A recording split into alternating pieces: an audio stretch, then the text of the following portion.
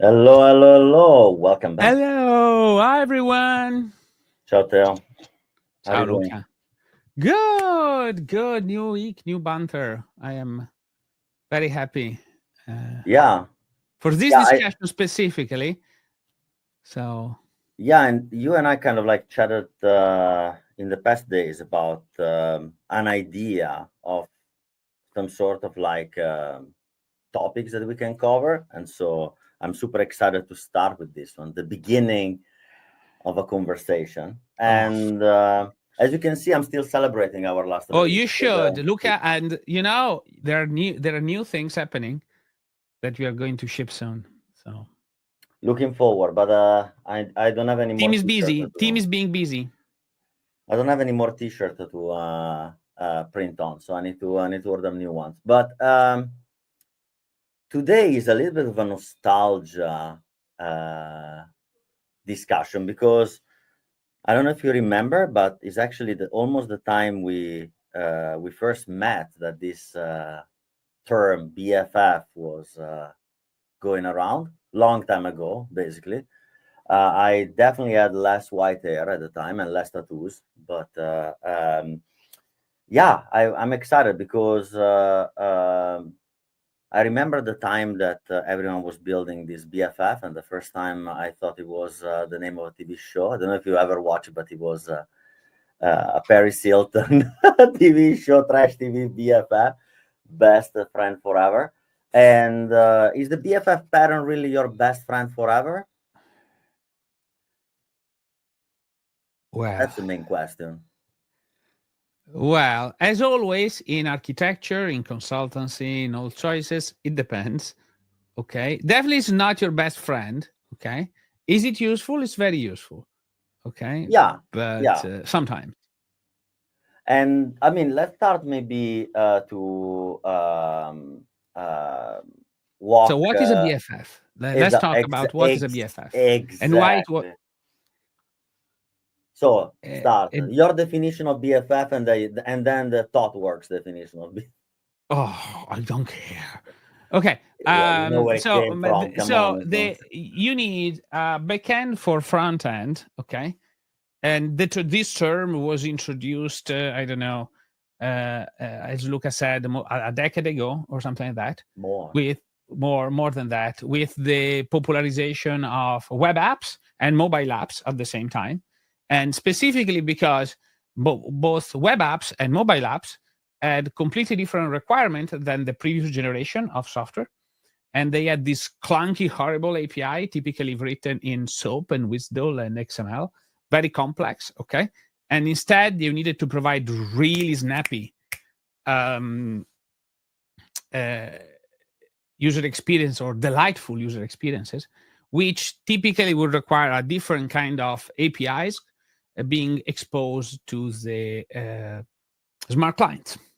So that is the major difference. This also came through with the advent of React, the growing pattern of React, and to the point of that these days, I would not even call it like a BFF as a pattern. It's just the rendering layer between front end and back end is very blurred at this point. So it's almost to the point that front end is always also running on your server. Okay, again. So it's it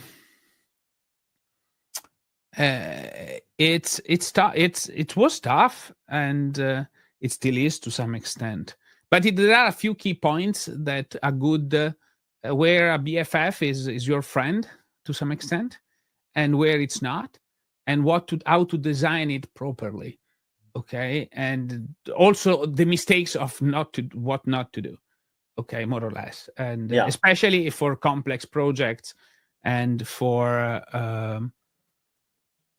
when things go south, essentially, like what to do when to design something that actually can can protect your essentially legacy or old school whatever systems underneath. Okay, so you typically in those projects, what's happening is you have the web team that needs different APIs, so it takes existing code that was done typically in Java, .NET, other languages, stuff that was there since forever, okay?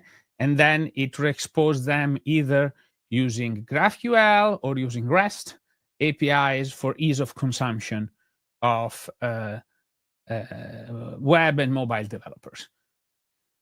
But maybe, I mean, just to give context, right, Theo, because I think you are going into an interesting direction, but is basically BFF came at the intersection between the traditional backends and the new wave of frontends, right, where there were a lot of requests coming to this system that were never designed to be high traffic or high concurrency. And the modern web had a different experience, right? Like you very rightfully mentioned, that new advent of mobile clients and Web 2.0. And so all these kind of like needs for this layer that would serve those kind of like new clients versus the legacy backends. And it was some sort of like strangler, right, between the so-called digital transformation and modernization. Well, it was. It is a strangler. It is a strangler pattern essentially, because essentially in order for developers to be productive in doing web and mobile and so on, they had to give them modern APIs, modern ways of calling those services. So we were recently chatting with one of our customers about how good was GraphQL for them and how it simplified and sped up massively the development of web properties and simplified the honeypot of all those tiny little services that compose, like, 10 services that compose the data source for those pages. And before that, they had to call them manually. Now with a nice orchestration layer, which is what it is. They solve the problem. And in fact, to be honest, we could even say that the BFF pattern was more or less subsumed for a lot of things into either the front-end rendering, or the orchestration layer of the application. Yeah, that's so cool, because once again, not to add to more complexity to people's brain, it was the time of modern web, mobile devices, microservices, cloud, and API transformation, like all together, right? And so the BFF was kind of like an interesting intersection, like I was saying, about it was a convergence point of many things. And a lot of organizations, they use the BFF just to do cloud transformation, other API transformation. And I think you mentioned something super interesting, because I remember back in 2013, if I'm not wrong, or 12 even, that there was the first trends of like big companies like eBay at the time looking into solving this issue to create this dynamic layer that then, after a few iterations, and I think everyone remembers the disaster, because I cannot be called in a different way, of Netflix Falcor towards GraphQL, right? I mean, let me not express my opinion on the design of that monstrosity, but GraphQL is kind of like the great outcome of that need, building this kind of like very dynamic layer that serves the front end, serves other APIs, serves everyone, with pro and cons. And we spoke about it in but I think there are a couple of things I want to chat with you today about. And one of them has been always kind of like the eternal question that you and I had to listen in consultancy: when to use it and when not, which is the eternal question. Because I think like you said, it's a powerful pattern, but at the same time, I think, let me see how I cannot be too provocative in what I'm saying. But thanks to the selfish, idiotic sometimes way that even enterprise and consultancy merge. It became a little bit let's use it everywhere, and It's everywhere. Okay, it's absolutely everywhere. But in a lot of cases, they call it a BFF. Okay, which while in reality it's really an orchestration API. Yeah. And orchestration APIs are, from my point of view, much more broad in terms of concept. Okay. Correct. And like calling just a BFF is reductive to the role that this system have in organization. And in fact, that if you think it's an orchestration system that you're building on top of your application, you can start weight the cost of that orchestration system against is pros. Okay, so it has a it has a cost, and it gives you some features. Okay, you might want to have it, you might want to not have it. What you definitely don't want to have is multiple of them on top of each other. I saw it. To be honest with you, that actually was one point of contention when I was working at Talos, right? And one thing that I found extremely crazy is that let's be a little bit provocative. I take responsibility. It was also a very speculative, leverage that many consultancy companies use to ride the wave. And so you see this kind of like BFF growing like mushrooms everywhere. And then you have the React frontend, the mushroom BFF, and they were popping up like September, October in Italy, right? Like the porcini mushroom or the chiodini everywhere, right? But then they become uncontrollable, because that's the problem. I think you nailed the real issue, is that from one BFF, there is the second BFF that depends on the first BFF. And then you're building this matryoshka of complexity that is, the problem also is that you are paying for latency going through each one of those layers. So you're paying for latency, for compute, you're paying for a lot of those things. And each layer you go, each step you go, 1, 2, 3, 4, 5, you add some latency, and it adds up. Okay. Like you need, in order to provide a delightful user experience, you need to send your data out to the user in, I don't know, a few tenths of a millisecond, milliseconds. So I don't know, 50, 60, maybe 100 top.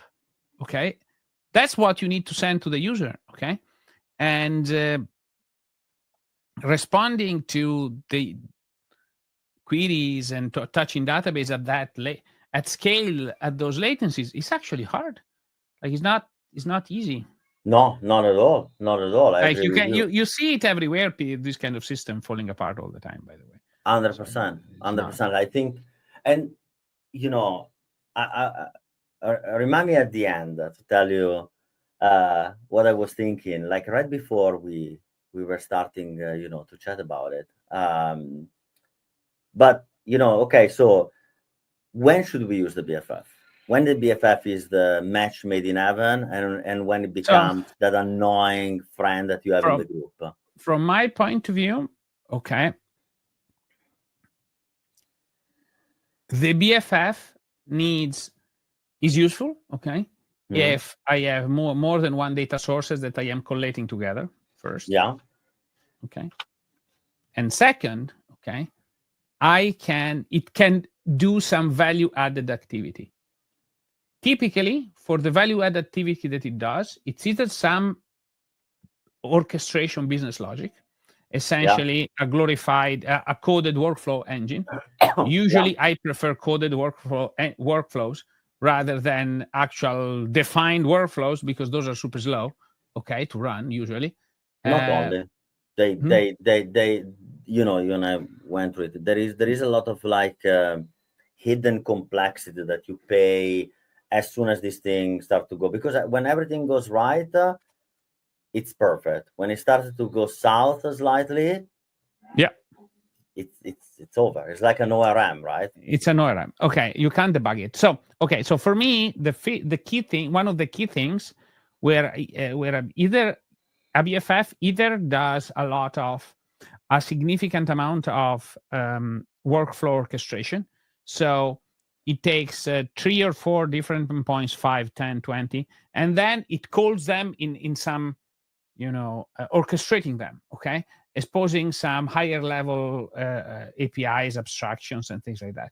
In that case, that's actually quite useful because it provides simplicity for developers on top. The other part. Sorry, just one question, because I think I fully agree with you, but in this case, size does matter, right? So, what is the kind of you think scope of that coded workflow inside of the BFF? Because you and I saw it many times to see a coded workflow that are only for the front end that becomes bloated business logic. What do you think is the kind of right amount to put in a BFF?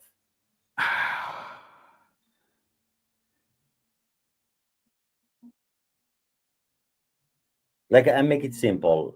Probably, it's too broad as a question, but would you kind of confine it strictly to just data mangling for the front end, or would you also add some sort of intermediate logic? I would if I just I need to call 2 or 3 services, typically taking data from one, putting the result in another, creating some constructed data from those 2 that provide some sort of interesting results of that system, of that data. So I would do that. Yeah, I would do that. I generically the size, okay, it has 2 points. Okay, I have 2 data points for the size. Okay, the first is handling of rollbacks and handling of transactions. Okay, and transactionability. Okay, which is a big problem. And the second one, which I've seen happening in those layers. Okay. And the developers completely ignoring the problem. Okay, what happens if this thing errors midway? Big question marks. Okay, then this is a first problem. Okay, the second one is, and this is in the right side of things. Okay, is on the read side. Okay, the other. And the moment when you start combining multiple things together, okay, you need the multiple data sources together into one single one. You need to make sure that you are implementing all the possible techniques to minimize data transfer, because in some cases you can very easily overwhelm the targets, which means in order to implement a good BFF, it has to do some caching. It has to have a database. I have rarely, it's either they fall in the purely workflowy scenario, okay? So a long-running state, in a nutshell. Yes. Well, not just long-running state. It's a highly privileged state. So I keep, something is being run in a high privilege context, calling multiple services and orchestrating them. And the other one is about caching. Okay, it provides a read view, essentially, of some data, and that read view needs to be highly cached and highly available, so that the end user never touches the source of truth, essentially, because usually the source of truth is not that good. Yeah. So and will never be able to sustain the traffic. But its role is being the source of truth, not to sustain the traffic. So it means that your BFF will actually do caching big time. Yeah. And so it becomes, because, the rule that they told us a long time ago is that the BFF should be stateless. Yeah, which is, I think, is just total bullshit. Well, to be honest, I don't know. I have a question. Is caching stateful or stateless? Because this is something that, You mean caching, consuming caching, or handling? So being the caching holder or the caching consumer, you mean? Or in general? In general. So one of the most important thing is that everybody says, well, HTTP is stateless. Well, it's a protocol built to do caching. Okay, I tell you my and, 2 cents. and this is where, like, being stateless, like, cache is a form of state, okay, but also it's a generic kind of state, okay. It can be handled in a generic way. It doesn't need to be special to some extent. It might be I special, but I, it can. I agree. I agree with you. I mean, um, to me, there is a huge misunderstanding at the source. Like, I fully agree with you. For me, state means that this service maintains its own state, not the state of the entities that is handling. Exactly. This is Because, or else, how can you define a distributed state? Because this service, it either handles one single entity at a time, or which means one single record, or I mean, how can you define a stateless or stateful, right? So for yeah. me, caching is absolutely not stateful. Is a state management system. Well, So it's necessary. It's different. It's necessary. Okay. In order for that to perform at scale, you have to do caching. Like, there's yeah, no I other agree. way. I Like, agree. I have not, like, to the point, okay, that we said GraphQL is probably the most glorified BFF layer where everybody's using for this kind of system. And you cannot use GraphQL properly without a pattern Without called caching. data loader, Yeah. which is essentially a caching system. Yeah. And so it's literally just like that component is about cache. I But you can see it's very easy to see the reason of it, okay? Because if you're meshing together two data sources, okay, and mm, one data sources changes frequently while the other changes very slowly, okay, you want to cache the data and you don't want to access the data source that changes slowly, okay, correct. and you want to ideally, hopefully, handle invalidation in a nice way, okay, so that invalidations are handled and without destroying the system, okay, and without serving stale data either, which is good, okay. So you need to combining those two things together. I think is for me it's really good. I agree. It's a really good. It makes a really good BFF. Now, all BFF start as fully stateless, no caching, no nothing. Okay. But then eventually they grow up. Oh, I need some caching here. Well, and by the way, I need some caching here might just be that the caching here is enabled automatically with a switch. Okay. It doesn't need to, and you don't need to handle it manually. Okay. But you're putting some caching somewhere. That's what I'm saying. Yeah, back to the stateful stateless for a second. Once I was in this conversation with some fellows from ThoughtWorks, and were telling me, no, this service is stateless and it has a connection to the database. Mm. Can you please explain how a connection to the database is stateless? And I think the major problem, and you and I chatted several times because it's our passion, is distributed systems, right? Yep. When you and I were deeply inspired by Ring Pop to look into Upring and think about this Yep. future system, right? I still believe nowadays that that's the real future of ultimate system.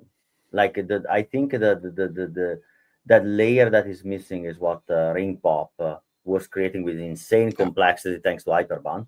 But I think when you look at state, it should be something that people kind of like I don't want to say magically because it's stupid, but the people kind of like can get as a byproduct, right? That can be there with out of the box. And but you mentioned about caching, and I think it's a very good point. My other kind of like question for you is that, okay, we see that basically the BFF was born from the ashes of orchestration, and So what are some tips and and tricks for kind of like not falling back into the orchestration black hole? We all know it is an orchestration black hole. Sorry, but it is. I have no like. I don't think there is. The moment the complexity start growing there, okay, it's getting super bad. So first rule, okay, a BFF is different from orchestration in the sense that most of the orchestration is done in code. most of the orchestration is done in code. A lot of the orchestration layers, for me, generically, tend to have a lot of these orchestration capability defined as config. Complex workflow defined as workflow engines, call sequence of endpoints one at a time. I don't know. I've done a lot of XLST transformations in my life. So way too many that any human being should have ever be doing. A little bit like a glorified href system, right? Yes. So basically, it needs to do these things, okay? But they are very easy to edit, okay? This is an important part. And then the other part is you need to have open telemetry set up, because if you don't have open telemetry, it's suicide. Yeah. Good luck debugging anything. Then, I mean, maybe tell 1 second, Theo, why open telemetry is so important, because you and I kind of like show it firsthand, right? Looking at our customers, right? It's open telemetry is a lifesaver because it gives you that immediate snapshot of all the system interconnections, right? And it shows you how they actually are stuck into some sort of clog of the network or clog of your business logic. I still don't understand why it's not a primitive, why it's not something that is out of the box everywhere. Right.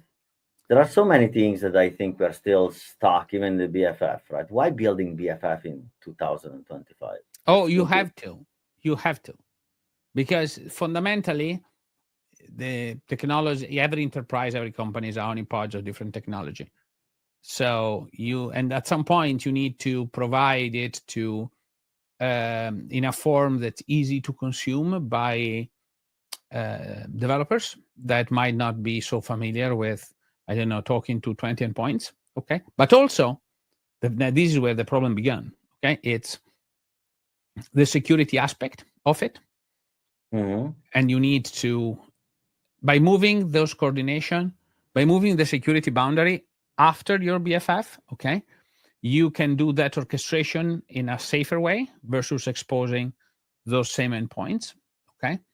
Also to people and to developers and things where you might not even want to expose those sensitive endpoints to some extent.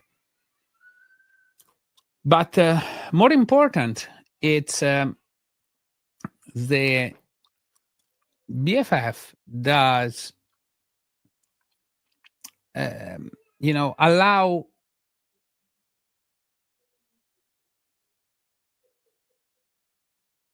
not so skilled developers to be productive, which it's something that I don't know if this will change with AI, to be honest. Okay, this is one of the arguments where against it, you do this coding. But what it does, okay, is because it has state and it has caching, okay, you really don't want that cache and that state to be in every single app. So by putting the BFF and trying to reuse it across different systems, okay, you're actually creating something that brings value to your organization, and by managing that cache correctly. And that is valuable for me. But I mean, you mentioned cache, right? And when we design our caching system, in our mind, there was exactly that, right? The fact that caching should be a byproduct of the system and not an implementation burden, right? So it's kind of interesting. I mean, it's kind of interesting. It kind of triggers my mind to see how we are deeply focusing on micro optimizations through AI, but we are lagging behind in macro optimization. Like there are things that they should be, once again, a byproduct of the system, and we are still wasting a humongous amount of time to build, manage, maintain, which means keep alive and decommission, right? Not many people are talking about the cost of decommissioning stuff because it's so simple. Oh, we Like, should. I deleted. Yeah, we are still kind of like, looking at this micro optimization, and there's this huge gap in macro optimization. Like all byproducts of the system, they're still a burden for people to build, maintain, and like I was saying, decommission. Yeah. And we all ignore the cost of decommissioning stuff. That's something that it's very dear to me, because we all forget about deleting stuff, and we are like orders of technology, and then we pay the huge debt of technology hoarding. So that's for me a little bit the kind of like challenge between quotes. But so we were talking about some of the design tricks, tips. I mean, my kind of like 2 cents on this is that always think about the sunset of your BFF, because there will be a sunset for that BFF. It will be unused by the next front-end application, and so you don't need it anymore, but it's still lingering around and is becoming exponential technical debt. So the tip there in looking at enterprise scale and so on is at least keep an Excel sheet where you have your API and sunset date, so that that everyone knows when that API should be decommissioned. What else comes to mind, Theo? I don't know.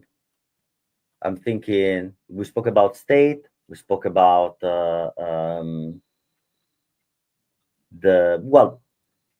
let's talk for a second about Node, because I have the feeling that Node was really created to build BFF.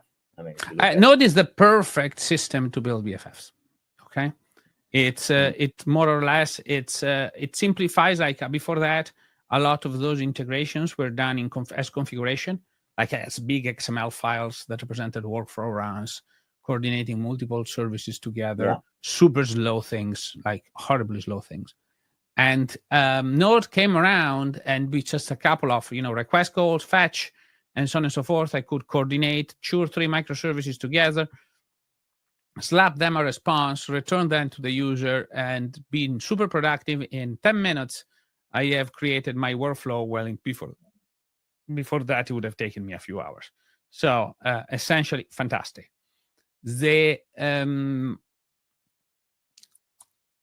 Now, this is good, okay? However, then we have this code that is this a little bit of BFF, okay? Now, the BFF, now we have a problem. We had a problem, okay? These were, I don't know, API routes, JSON, okay? Returns a JSON. Or a GraphQL endpoint, which is also JSON. So it returns a JSON and we are good, okay? Now, the problem then became when Meta frameworks went back and started doing again rendering on the server. Now, there was this, I don't know if you are folks are familiar with the evolution of JavaScript front-end frameworks, but at the beginning, okay, we had things that only run on the client, okay? Then things like Marionette, jQuery, and so on and so forth, okay, Backbone. Then we add server systems to build applications, okay? And that generation was fantastic, okay, because it introduced the concept of components and component-based development, which actually makes sure that I could, make front-end development scale in complexity. Wow, fantastic. Okay. Yeah, it's a monolithic age, right? Initiated by yes. Well, no, this was still only running on the client. Okay. From there, okay, there's also at the same time, this was burning the concept of isomorphic running. So the same front end component, I can run it on the front end, but I can also run it on the server to render the same thing for SEO reason, essentially. And provide on the front end very app-like, delightful user experience, no reload, everything works super smoothly, but also provide, SEO and caching and all the things that a server can provide at the I same never time. understood that thing, by the way, just like open and close brackets. For me, was the most inefficient It's fantastic. design. It's still it's super good. Look, it's still super good. Like that, the current system are all built in this way, and it's inefficient for certain reasons. Okay, it's very CPU intensive operation. Okay, but on the other end, it provides delightful user experiences. So it depends what you want and what you need and what are you optimizing for. But you can. I mean, maybe that's a nice topic for a next chat. But We I should. think We should definitely do. We should definitely do that, Luca. This is a nice topic for a needed discussion. We can cover it in 15 minutes, Luca. In 10 minutes. No. It's but I think what is kind of interesting that you are saying is, apart for the divergence in point of view, is that basically the industry was recognizing the need, right, to kind of like move closer and closer and closer between merging those two worlds. You had this humongous legacy system written in PHP, in Java, in Ruby, Perl, you name them, Haskell. Rust was not there at the time, and not even Go, luckily. And then the kind of like big organization, they saw the need, sorry, to kind of like getting these two closer and closer and closer, right? Until we basically came to the modern times with frameworks like React and the whole new generation following them. But I think, I would love to step for a second into something that is very dear to us, the distance between systems. Like, we have all these systems that they generate the data that the front end needs. We have the BFF that, like you rightfully said, will never go away. It's there because there is a need of the front end. But these two systems are still distant from each other, right? They are maybe deployed in two different systems. Yes, so this is where I was network, going. Okay. Now the problem is that we have a front-end code that runs on the server. Okay. Now this front-end code that runs on the server, as we have two questions for this. Okay. First of all, does it have caching? Okay. Does it perform some caching? Okay. That's critical. Okay. The second part is what is its security context? Okay, is it a privileged security context? Is this a non-privileged security context? Exactly. Okay, because that also impacts a lot of other decisions. Okay, in reality, okay, what is one of the best way to handle that with those systems is I have more or less a BFF layer providing some orchestration capabilities, APIs. Okay, and then there is the front end system. Okay, the essentially server side rendering component that does all these isomorphic JavaScript, typically running in a less secure environment. Okay, for a lot of companies. In some companies, this needs to be secure as well, but this proposes additional challenges. Yeah. But generically, and these two components, though, okay. So one of the ways to handle these systems, but one of the ways is a lot of the times you have the one component and the other are actually developed by the same team. Yeah. Okay. And if they are developed by the same team, it's usually not good to deploy them separately. So that is why and what we were doing for a while, and what we call microservice consolidation, and being able to run two of them at the same time. Yeah. And I mean, think about like this old. I mean, I open and close brackets, and then we can discuss it, but fundamentally is something that serverless. Many people said, "Oh, I have serverless for that," right? but I think that's probably an answer out of I would say ignorance, but it's probably an answer out of Well, serverless solves one problem, okay, not solve the other, and more importantly, it has massive costs. massive So, cost. Exactly, it but to doesn't be really honest, show. for some companies, value add business, value added transaction, massive costs are super great. For others, massive cost not worth it. Yeah, I agree, but when you enter the economy, when you enter this pattern, I think there is not much. I mean, you could actually say that when you make a request, if it's not cache, you can potentially re-render it through serverless, but Yeah, I don't know. It is so much administrative and operational complexity for like yeah, little gain. Um, but when we started building VOT, we we came to that kind of like dream together. That was, can I actually bridge the distance between those systems and reduce the operational overhead? Can I basically put and probably my T-shirt and our launch is the first step, right? Can you put Node and WordPress next to each other? And let's also demystify that conversation.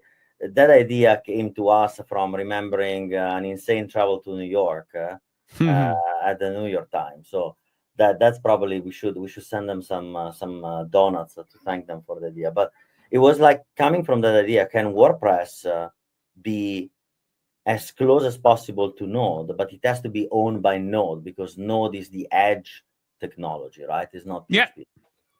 And yeah. so that I think is the interesting kind of like probably provocative also point of view that we brought to the market is can I have a multi-runtime co-location approach? Can I take the machine of my BFF plus the machine that gives data to my BFF close to each other? That's kind of like the very provocative statement. Does it make sense? Well, it absolutely makes sense, okay, in the form of developer experience and creating the and deployment unit, because those two components usually are deployed and developed by the same team. If they're deployed and developed by the same team, they're probably a single unit. If they are a single unit, stick them together. Yeah, If and they are yeah, I more or agree. less, this is a generic rule of thumb for. Yeah, I struggle to. I generally try to challenge our idea. I try to. I love to challenge stuff. Yeah, you do. Even my You do own thing. love.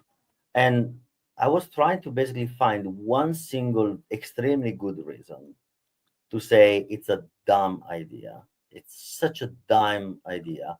But the reality is that what you said is completely right. Like those two teams are the exactly same team. Yep. Why do I need to take them apart? Why do I need to separate them? Why don't I just give them a common ground for themselves to collaborate, right? An equalizer almost. Yeah. I call it the Switzerland of technology, right? A very neutral ground for negotiation. Because I think that's actually the biggest problem about this distributed system. There is no middle ground for negotiation. They're always competing, right, in this network. And so I ask you probably the last provocative question. Is the BFF a glorified monolith? No, it's not. It's not a monolith. By definition, it's not a monolith. Why? Well, because by definition, it orchestrates different things. So that is 100% not a monolith. So basically, the rule of thumb that we are discussing is don't make it a monolith because it Don't. shouldn't be a monolith. Okay. Well, if you think you need a monolith, do a frigging monolith. Okay, they're fine. Okay, if you want a distributed monolith, don't do a distributed monolith. That's not fine. Okay, if you think that you want to do multiple services but enjoy the single unit of deployment, do a Composable. a composable Yeah. monolith. which is a good middle ground that keep the barrier between different subsystems at one time, but at the other time makes a hell of a lot of simplicity on all the rest. So I'm coming to the end, and I want to reference my, grandmother that, till the last day, she always told me that life is like a spinning wheel. So to honor her, I'm going to ask you the spinning wheel question. Yeah. That is, we started with the BFF being a composition layer. Yeah. And we ended with the composable monoliths. So can we say that the BFF is a composable monolith? It is. So to scale, we realize that we like it or not, the best pattern to have a scalable and easy to maintain and manage BFF is to have a composable monolith. Basically, take all the power of distributed development, but deploy it into a single unit, because at the end of the day, what we are building is a glorified edge layer that cannot be distributed if you want to distribute it geographically, right? Exactly. Yeah, I think today was actually a pretty cool chat. Cathartic, right, Luca? Yeah, but so without revealing too much, we're gonna say that the next few chats that we are gonna have, they're gonna be all on the trend of pushing the conversation to the edge. Yes. Pun intended, I would say. I really didn't prepare that. It came so natural. That's why I kind of like even laugh at myself. But yeah, I think I like where we are going. I think we are opening some interesting conversation doors, and I think we're opening very interesting, new set of banters around the edge and the future of that middle ground between front-end and backend. So yeah, I think what we should do, Theo, say to everyone, see you next week. Bye. Same time, same place. Same time, same Ciao, place. guys. Bye, Ciao, Theo. guys. Bye-bye.